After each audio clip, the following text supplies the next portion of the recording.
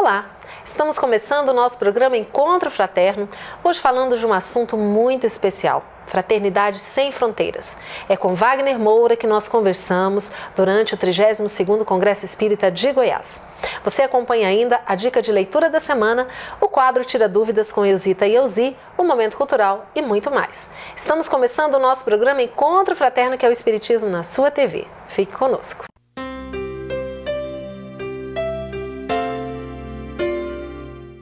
Durante o 32º Congresso Espírita de Goiás, nós tivemos a oportunidade de conversarmos um pouco com Wagner Moura, que é fundador e presidente da ONG Fraternidade Sem Fronteiras. E é sobre esse lindo trabalho que nós vamos falar a partir de agora. Hoje nós temos a alegria e a honra de batermos um papo com Wagner Moura, que é fundador e presidente da organização Fraternidade Sem Fronteiras. É um prazer receber você, Wagner, no nosso programa Encontro Fraterno. Oi, Ivana. O prazer é nosso, uma grande alegria em poder participar desse encontro tão maravilhoso, né? E o Wagner, que está conosco aqui no 32º Congresso Espírita de Goiás, veio apresentar o trabalho da Fraternidade Sem Fronteiras. Conta para nós o que é a Fraternidade Sem Fronteiras. Então, o trabalho da Fraternidade Sem Fronteiras, ele iniciou basicamente através de espíritas que já faziam trabalhos humanitários em Campo Grande, em Cuiabá, que decidimos nos unir e ir além fronteiras, né? Esse mesmo trabalho que fazíamos, nós decidimos ir a uma das regiões mais pobres do mundo, chamada África Subsaariana, e especificamente nas aldeias moçambicanas, né? Onde se encontram um dos menores índices de desenvolvimento humano do mundo. Por que a escolha da África? É um trabalho que vocês já realizavam no Brasil, em Campo Grande, em Cuiabá, e de repente esse interesse pela África. Como é que surgiu isso? Então, Ivana, isso é algo muito, muito profundo, né? Você poder responder essa pergunta. E na verdade, até nós não temos ainda 100% dessa informação. Mas é algo muito intuitivo, que começou conosco há muito tempo. É algo que iniciou desde a adolescência, né? Desde alguns conflitos, em vez de chorar pelo conflito, pelo problema em si, nós chorávamos pela situação das pessoas e vinha a África na cabeça, né? E sempre foi uma busca muito íntima. E o tempo foi passando, a gente não dava, até porque a gente, enquanto jovem, não tem o significado do que é aquilo, né? Mas a África sempre na mente. Até o ponto que nós ingressamos no movimento espírita através do exemplo do Chico. Eu vi uma reportagem do Chico, onde tinha uma fila de pessoas e ele trabalhando na assistência social. Eu achei aquilo maravilhoso e a partir de então eu decidi fazer uma visita ao centro espírita. Eu vi uma palestra, achei maravilhoso, vi pessoas trabalhando no social, com a assistência social, jovens trabalhando dia de domingo, fazendo um trabalho humanitário, social, domingo pela manhã. Eu achei aquilo incrível, né? A partir de então ingressamos no movimento espírita e começamos a trabalhar.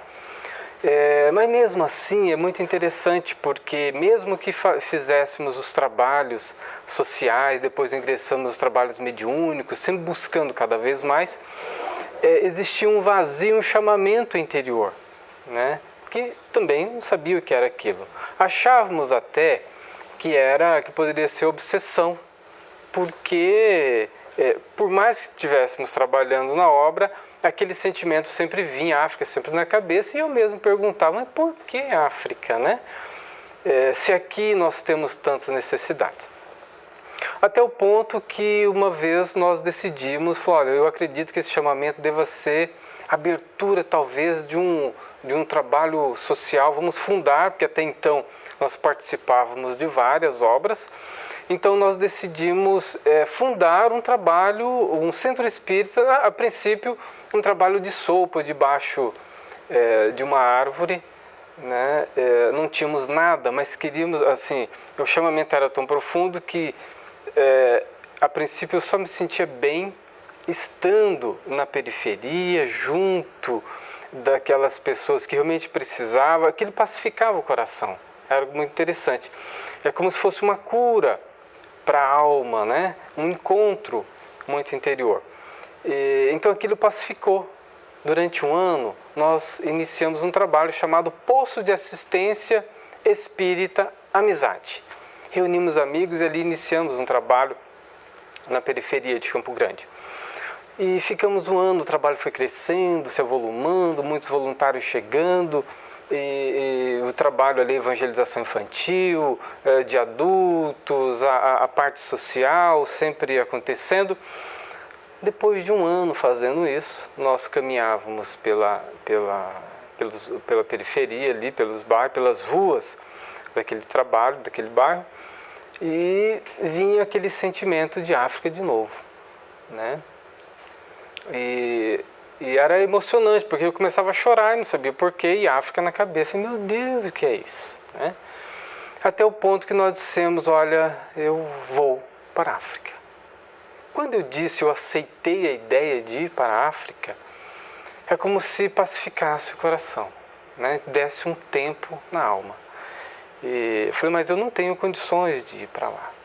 Então, nós começamos a nos planejar, né, financeiramente, porque até então éramos funcionários, né?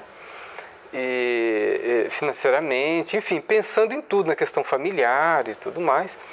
Começamos então a nos organizar para isso. Depois de um ano e meio, abrimos uma pequena empresa, e o primeiro prolabor que recebemos, nós compramos a passagem para a África e fomos para Moçambique. Nós vamos para um breve intervalo, você confere a dica de leitura da semana e daqui a pouquinho tem mais bate-papo com Wagner Moura.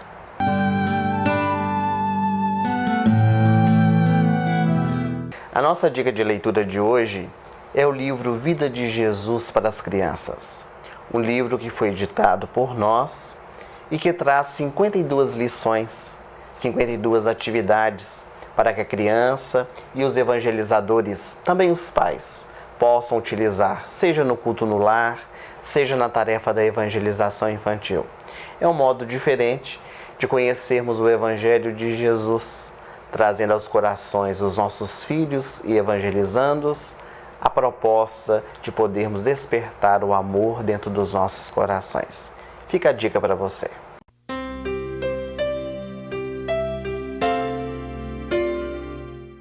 Olá, amigos. Estamos aqui para convidar a todos para o 33º Congresso da Federação Espírita do Estado de Goiás, que se realizará no ano que vem, 2017, de 25 a 28 de fevereiro, cujo tema será Vida, Desafios e Soluções.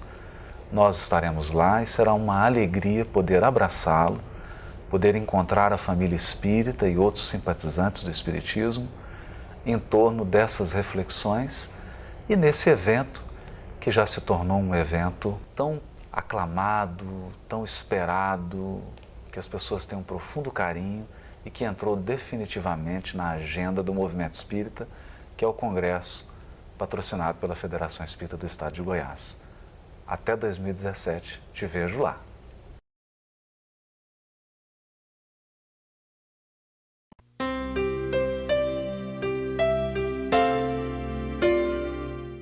Estamos de volta num segundo bloco de entrevistas com Wagner Moura, falando sobre esse belo projeto que é a Fraternidade Sem Fronteiras. Acompanhe. E por que Moçambique?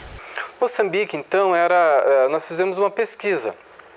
Uma que eu não falava e não falo outra língua, a não ser português. Então, pesquisei na país de língua portuguesa da África. E encontrei Moçambique, que tinha um dos menores índices de desenvolvimento humano dos países de língua portuguesa.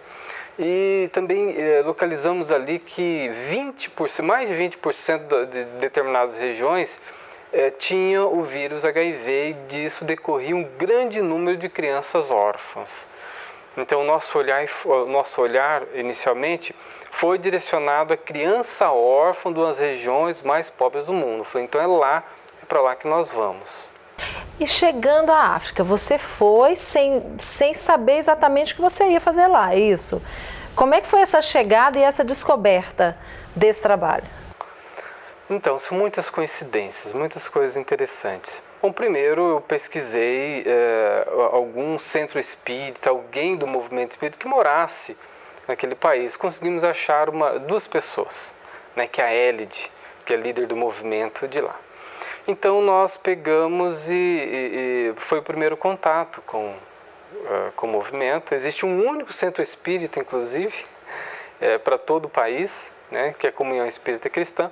Então, lá estando com eles, nós fomos apresentados e ali ficamos durante 3 dias, né, naquele movimento. Porém, algo interessante, todos tinham seus afazeres e eu queria ir para a aldeia. Meu coração chamava para que pudéssemos ir para as aldeias, eu precisava conhecer. E como naquele instante a gente não conseguiu ir, aconteceu algo interessante nesse processo. No 3º dia eu já estava um pouco angustiado, porque não conseguia estar onde eu pretendia. Eu sentei na cama do hotel e aquela angústia foi aumentando na alma. E de tal forma que de repente eu estava sendo tomado por um pavor enorme. Eu não sou vidente, mas naquele dia eu tive uma visão, sim. Espíritos foram aparecendo na minha frente e eram centenas de espíritos daquelas terras e eles foram entrando na minha alma, né? Então eles diziam, gritavam, eu arrepiava todo, né? Eu sozinho ali, apavorado, e eles diziam para mim assim, vai cuidar, volta, remarca a tua passagem para amanhã cedo e volta para o Brasil. Vai cuidar dos seus. Vai cuidar do teu filho. Eu tinha um filho de 1 aninho. Né? Vai cuidar do teu filho de 1 aninho. Profundamente, você é um espírito vaidoso. Você está aqui por vaidade. E foi aprofundando e pegando tudo, entrando dentro da alma. Eu cada vez mais apavorado veio então uma intuição, faz uma prece. Né? Naquele momento de pavor eu fechei os olhos e comecei a fazer uma prece. Mas foi tão profundo, sabe, Ivana, aquilo, porque era algo que era uma busca íntima que eu também não sabia. Né? Eu não sabia o que era na realidade. Era um trabalho ali, mas eu não sabia o que era. Então eu falava assim, Senhor, Tu conheces as minhas angústias. Eu falava com Jesus naquele momento. Eu também não sei, eu estou aqui à busca de algo que eu também não consigo decifrar. Não é por vaidade, o Senhor sabe, é uma busca, e o Senhor sabe. Então naquele momento de prece, eu senti então que um espírito crescia e foi se transformando atrás de mim, 2, 3 metros, um homem muito grande, pacífico, e aqueles espíritos que estavam na frente foram diminuindo, tornando-se miniatura. Eu fui pacificando o coração, e então veio a intuição, disse, fique tranquilo, você está no caminho certo. A partir daí, eu mudo de hotel, e nessa outra noite eu tenho um sonho, olha, se você quer chegar nesse caminho, onde você precisa chegar, pegue um outro caminho. E quando eu acordo eu vejo um garçom muito simpático, atendendo a todos, aquilo me chamou muita atenção. Eu fiquei olhando aquele garçom e chamei e falei, amigo, se eu, né, branquinho, né, andar porque algumas pessoas tinham falado para mim, olha, se você for, algumas pessoas entraram em algumas vielas dessas e nunca mais saíram dessas vielas, né? Porque tinha tido uma revolução há 12 anos atrás. Então ele me tranquilizou, eu falei, não, amigo, fica tranquilo, ainda mais sendo brasileiro, né? As pessoas que gostam, fique tranquilo, você pode caminhar nas aldeias, na periferia, sem problema. Eu disse, olha, e você, até que hora que você trabalha, você não poderia me guiar? Seria um prazer, meu amigo. E como eu sabia que eles ganhavam muito pouco, uma espécie de R$180 o salário dele, muito pouco.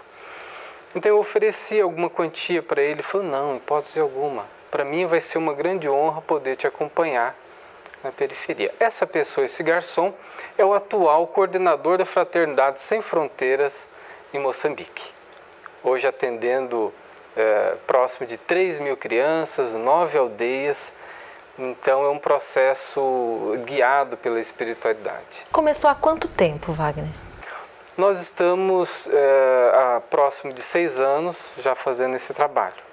Nós vamos, a princípio então, nós vamos no meio dessas aldeias, e são aldeias assim impressionantes, né? A princípio nós iniciamos o trabalho com crianças órfãs, órfãs de pai e mãe, órfãs de mãe, órfãs era o critério que nós utilizávamos. Hoje nós já entramos em regiões que não podemos fazer diferença nenhuma, porque são regiões extremamente carentes, extremamente pobres. Regiões que não têm água, que não chove há mais de 13 anos, que os rios secaram, eles cavam nos leitos dos rios e formam pequenos pocinhos de água, onde é a única água que eles têm. A alimentação é incrível. Da última viagem eu comecei a perguntar, olha, o que vocês comem? Porque eu não via, a gente não vê alimento naquelas regiões. O que vocês comem? E aí nessa pesquisa eu fui localizar que existe uma fruta lá chamada quáqua. Então eles pegam a semente dessa quáqua que tem algumas propriedades nutritivas. Eles torram, eles socam e vira uma espécie de farinha. E a única coisa, às vezes, em 7 dias, é somente essa farinha. Eles jogam na boca essa farinha e tomam essa água, né, leitosa. Então é impressionante, é justamente nessas regiões que nós implantamos um trabalho onde a gente serve uma refeição diária, nutritiva, que é tudo para eles. Às vezes, imagina, 7 dias sem uma refeição dessa. Então ele tem uma refeição diária. Essas crianças às vezes nunca receberam uma escova dental, um creme dental. Eles têm uma escova para fazer a sua higiene bucal. Nós contratamos ali aquelas pessoas que cantam, que dançam músicas africanas. Eles não sabem a riqueza que eles têm. Então a gente localiza ali justamente esses que têm essa expressão cultural natural. E falamos, olha, nós estamos te contratando e você vai trabalhar dentro do projeto. Então aquilo que eles fazem de melhor, eles multiplicam dentro da unidade de trabalho. Então a gente tem esse processo todo, que é uma espécie de uma creche diferenciada dentro da cultura, valorizando o que eles têm de melhor. E o interessante é o seguinte, nós trabalhamos com as pessoas da própria aldeia. Nós capacitamos todos da própria aldeia, seja os professores, né, os monitores educativos, monitores culturais, aqueles que participam da cozinha, todos são da aldeia, porque se conhecem. E principalmente também desenvolvendo a parte da afetividade, do carinho, porque esses monitores acabam sendo os pais, né? As mães substitutas. Daqueles órfãos que vivem ali. Daqueles órfãos que vivem ali. Nós vamos novamente para um breve intervalo. Você confere a dúvida da semana com Euzi e Euzita e voltamos daqui a pouquinho para finalizar o nosso bate-papo com Wagner Moura. Espero você.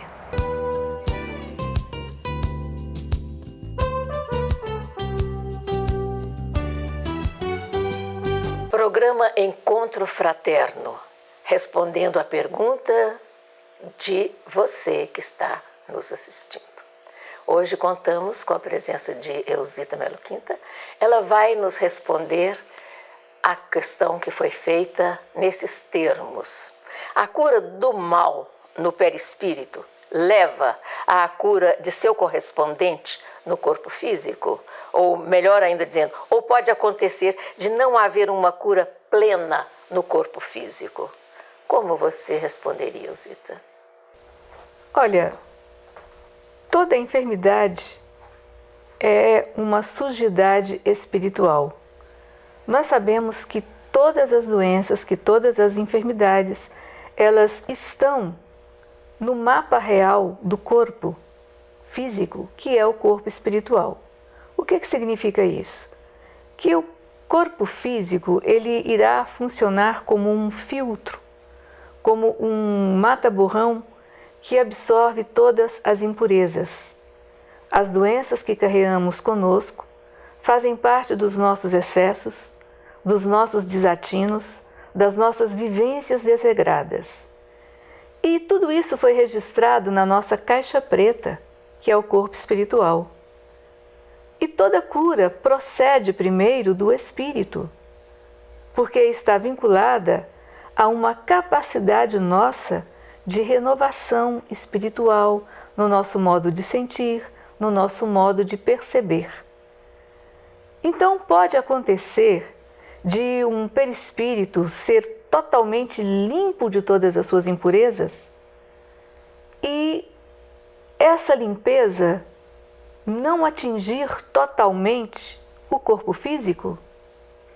Veja só, é possível sim, porque esse filtro, de repente, dentro da sua constituição e de seu período de existência, não consegue ter tempo suficiente para filtrar as impurezas perispirituais. Então, tudo o que nos acontece fica registrado no corpo espiritual. O importante é a nossa renovação no aqui e no agora, para deixarmos o registro somente daquilo que é belo, nobre e bom. Porque os nossos descuidos, nós teremos que repará-los. E toda cura realmente, a princípio, procede do Espírito. Se você duvida, recomendamos a leitura da página 86 do livro Fonte Viva, capítulo 86, Estás doente? Quando Emmanuel comenta o versículo do apóstolo Tiago. E o Senhor salvará o enfermo, e a fé salvará o enfermo, e o Senhor o levantará. E Emmanuel começa, estás doente? Mas de que adianta os socorristas da terra e do plano espiritual se desvelarem a seu favor se você continua insubmisso, se você continua magoado, se você continua triste? Traduzindo, se você não faz nada para sair da situação complicada em que você está.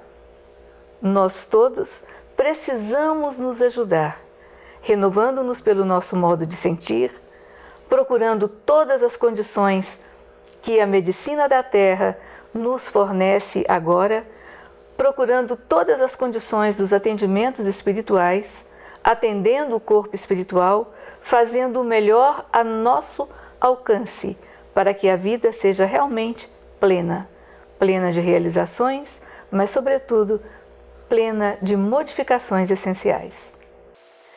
Agradecemos seus lúcidos esclarecimentos. E queremos dizer a você que assiste o programa Encontro Fraterno que poderá acessar para seus questionamentos futuros tiradúvidas@fergo.org.br. Obrigada.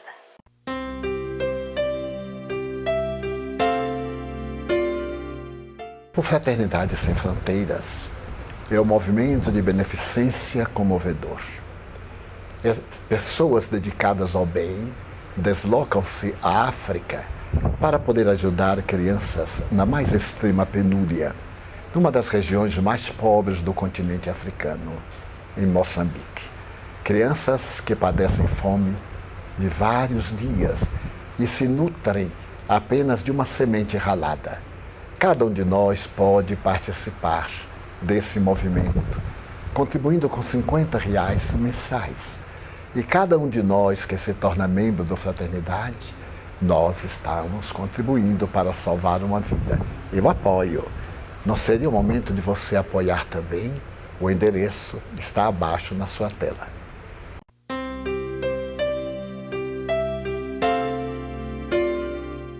Estamos de volta para o terceiro e último bloco dessa entrevista tão maravilhosa que nós podemos fazer com Wagner Moura, líder da ONG Fraternidade Sem Fronteiras. Acompanhe. Wagner, e como é que é coordenar toda essa atividade intensa, não estando lá fisicamente? Como é que você faz esse trabalho do Brasil? Uma coisa interessante é que eles são maravilhosos, né? A espiritualidade tem nos colocado pessoas fantásticas, assim como o Armando. Existem muitos outros que eles amam o trabalho, né? Cada coordenador, por exemplo, existe o Armando e existe a Dorita, que são os coordenadores do projeto. Agora, cada unidade também nós temos uma coordenação natural, são líderes naturais que a gente identifica e passamos ele a coordenador de toda a unidade. Temos os professores, os monitores educativos. Temos os jovens que iniciaram há 5 anos, há 6 anos atrás. Hoje, se a gente pegar um jovem desse e deixar uma unidade com 300 crianças, eles dominam todo o trabalho. Eles são capazes de dar as aulas para 100 crianças. E 100 crianças que ficam quietas, não só quietas pelo medo, não é pelo respeito ao professor, pelo respeito ao monitor, pelo respeito aos mais velhos. Então isso é muito natural e é fácil de se fazer o trabalho. Isso ajuda demais. E eles têm uma capacidade, o pouco que eles têm, o pouco que a gente leva, eles trabalham com uma energia, uma vibração. Para você ter uma ideia, na primeira unidade eu levei uma aula. E a gente leva, porque todos eles trabalham com os valores, com as questões morais. Nós não trabalhamos a questão religiosa, espírita, evangélico, católico, né? Mas trabalhamos com os valores ali. Então a gente sempre leva nas aulas de evangelização, nós sempre temos muitas historinhas, né? Evangelização infantil nossa. E a gente leva essas historinhas. E eu tive dúvidas no início se eles seriam capazes de ministrar uma aula dessa. E assim, nossa, eu fiquei envergonhado. Porque eu deixei num dia e disse, olha, eu preciso ver se vocês conseguem dar uma aula. Então eu passei para 3 monitores, né? Vamos fazer um teste. Está aqui, eu dei uma aula mais ou menos, falando, porque eu também não sou evangelizador infantil, mas aquilo que a gente sempre viu, eu dei uma aula ali para elas. Eu quero que vocês façam a mesma coisa e dei uma história diferente para cada uma. Ivana, no outro dia, às 9 horas da manhã, elas iam me apresentar. E elas me apresentaram. Eu vi pouquíssimas evangelizadoras aqui no Brasil que tinha aquela capacidade. É extraordinário. Porque elas faziam elas falavam com a alma. Falavam com a alma. E aquilo é tudo. E agora eu consigo entender como que ela consegue dar aula para 100 crianças. 100 crianças. E todos participarem, todos estarem envolvidas, é porque elas colocam um amor, uma energia. Elas colocam a alma delas naquela. Então, assim... É o magnetismo do amor. Por isso que dá certo. E a gente acaba aprendendo com ele. Olha, é isso que a gente tem que fazer. Fazer as coisas com magnetismo, do amor, né? Por quê? Porque as crianças estão vendo esse valor, essa energia. E a gente também. Então eu fiquei com vergonha, né? Falei, meu Deus, elas têm que dar aula para mim, não eu para elas. Wagner, para quem quiser conhecer mais sobre o trabalho, quiser colaborar, qual é o caminho?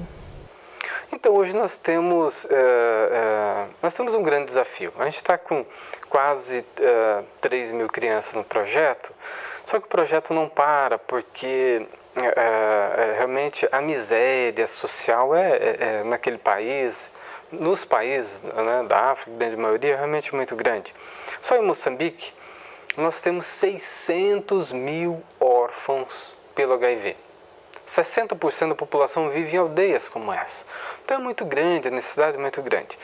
O trabalho da organização não para, ele não tem fim. Enquanto tiver, o nosso compromisso é esse. Enquanto tiver um padrinho no Brasil, cada padrinho no Brasil, nós inserimos uma criança nova no projeto. É uma forma sustentável.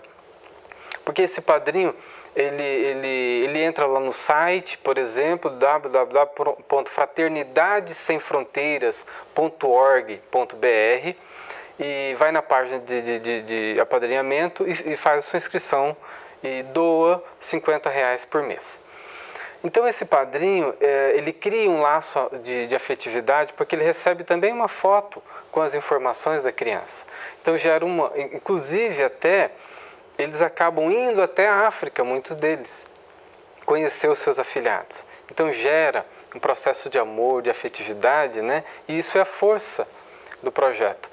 Então, assim, o nosso grande desafio é buscar mais apadrinhamentos, mais apoiadores para ajudar a causa. A cada padrinho novo, uma criança nova será inserida no projeto.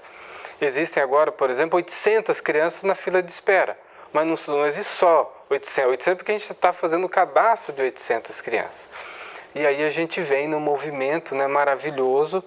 O tamanho do desafio lá é o tamanho do apoio que está vindo do movimento espírita, viu, Ivana? Tem uma grande alegria para a gente e para mim, especialmente, em ver o movimento espírita abraçando a causa, né? Muito bom. E juntos a gente vai conseguir chegar mais longe. Com certeza. Nós agradecemos muito pelo bate-papo aqui conosco, que Jesus continue abençoando esse projeto e nós convidamos a vocês todos que estão nos assistindo a serem também apoiadores do Fraternidade Sem Fronteiras. Wagner, que Deus te abençoe, meu irmão. Prossiga na tarefa. Obrigado, querido Ivana. Obrigado pelo teu coração generoso, tá? Por esse congresso que abre as portas para a Fraternidade Sem Fronteiras. O nosso programa está terminando, mas antes de mais nada, nós queremos dizer a você: se informe, procure saber mais sobre a Fraternidade Sem Fronteiras, seja também um apoiador desse projeto de luz. Nós desejamos que todos tenham uma excelente semana, fiquem com Deus e até uma próxima oportunidade.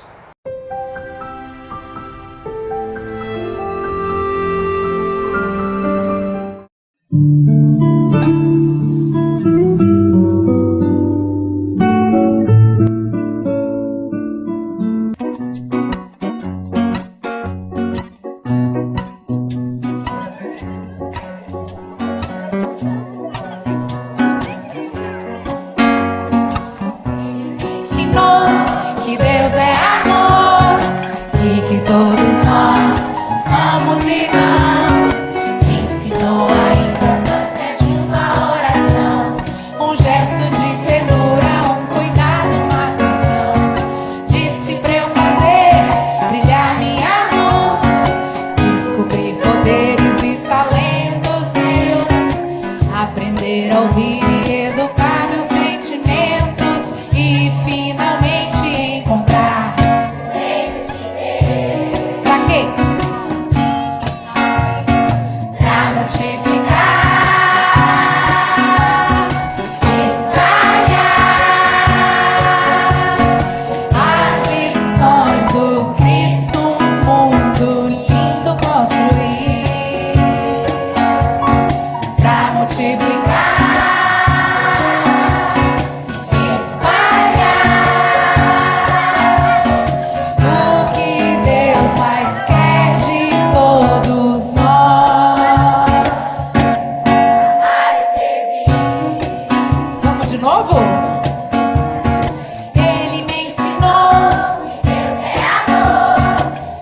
todos nós somos irmãos. Ensinou a importância de uma oração, um gesto de ternura, um cuidado, uma atenção. Disse pra eu fazer brilhar minha luz, descobrir poderes e talentos meus, aprender a ouvir